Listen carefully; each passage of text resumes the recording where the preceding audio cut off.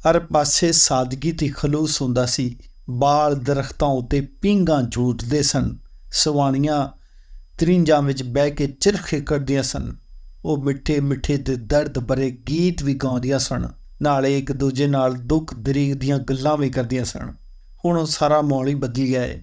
ਦਾਦਾ ਆਪਣੇ ਪੁੱਤ ਨੂੰ ਕਿਵੇਂ ਸਾਂਭਦਾ ਹੈ, ਤੁਹਾਨੂੰ ਸ਼ਾਇਰੀ ਦੇ ਜ਼ਰੀਏ ਸੁਣਾਉਂਦੇ ਹਾਂ। ਮੇਰੇ ਚੈਨਲ ਅਗਰ ਤੁਸੀਂ ਨਵੇਂ ਹੋ ਤਾਂ ਇਹਨੂੰ ਸਬਸਕ੍ਰਾਈਬ ਕਰ ਲਵੋ, ਕਿਉਂਕਿ ਐਵੇਂ ਦੀਆਂ ਆਮ ਵੀਡੀਓ ਤੁਹਾਡੇ ਕੋਲੋਂ ਮਿਸ ਨਾ ਹੋ ਜਾਵਣ। ਦਾਦੇ ਨੇ ਬਿਠਾ ਲਿਆ ਬਾਹਾਂ ਫੜ ਕੇ, ਪੁੱਤ ਗੱਲ ਸੁਣ ਮੇਰੀ ਉਰਾ ਕੰਨ ਕਰਕੇ। खोल के सुनावां किहड़े जिंदगी दे वर्के, साडे उदों किहड़े किहड़े हुंदे सन खर्चे। खद्दर दा कुर्ता पजामा हुंदा सी, पतासे लैके आंदा तेरा मामा हुंदा सी। मिर्चां दी चटनी जोड़ी लाल हुंदी सी, कुज्जे वाली छोलियां दी दाल हुंदी सी। पट के लिआंदा खेतू गंढा हुंदा सी, इह साडे वाला वेला पुੱਤ चंगा हुंदा सी। पिंड विच किंदे कोल कार हुंदी सी, पता नहीं किंदी सरकार आउंदी सी।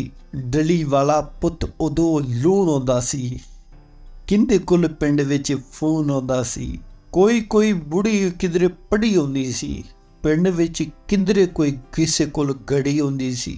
लड्डू ते जलेबी मिठाई हुंदी सी, पिंड विच किहड़ा हलवाई हुंदा सी। ना ही सी कॉफी ना ही कोई ठंडा हुंदा सी, साडे वाला वेला पुत चंगा हुंदा सी। कोई कोई पिंडां विच घर पक्के हुंदे सी, बहुते घर कच्चे हुंदे सी। 4-5 भाई विच इकट्ठे ही रहिंदे सी, पर कच्चियां विच रहण वाले सच्चे हुंदे सी।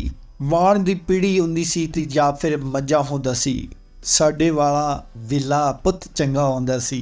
दादी तेरी सुर्खी ना बिंदी लाउंदी सी, साबण ना शैपू लस्सी नाल नहाउंदी सी। सवाणियां दे इक्को ਜਿਹੇ सूट हुंदे सन, पिंड विच किंदे पाए बूट होंदे सन।